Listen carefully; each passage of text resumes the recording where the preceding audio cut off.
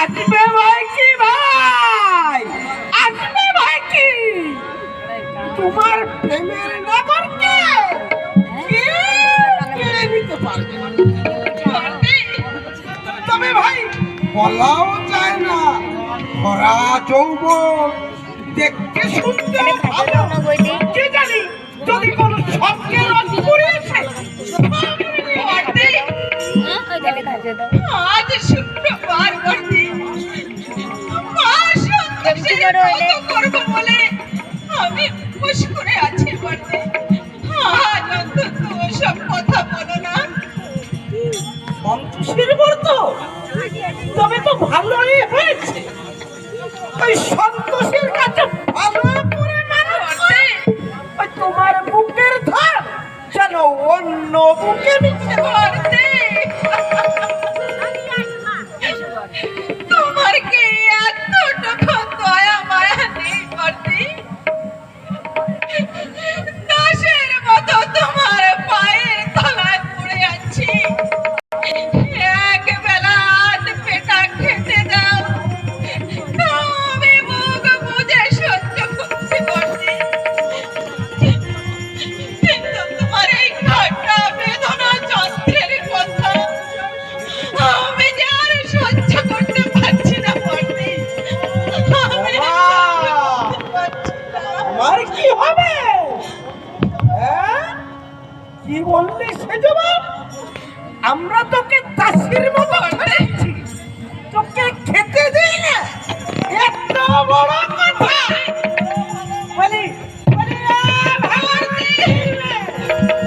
এতই যদি অসহ্য হয় তাহলে ওই স্বামী যখন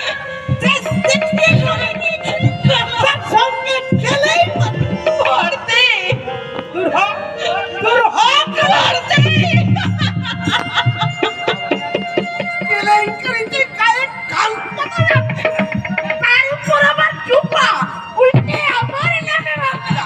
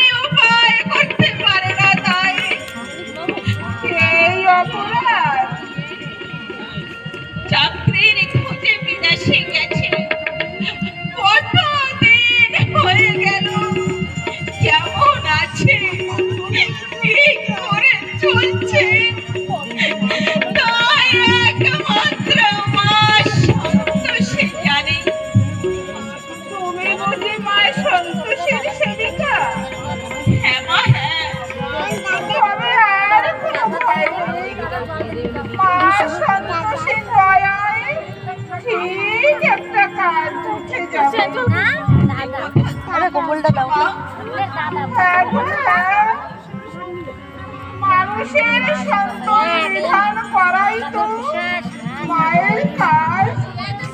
তাই তো মায়ের নাম হয়েছে সন্তোষী মা। মাকে যে প্রাণ ভরে ডাকে, ভক্তি ভরে পূজা দেয়, মা ঠিক তার মনোবাঞ্ছা পূর্ণ করে। ভিতরটা ঘ্যাস হ্যাঁ মা, হ্যাঁ।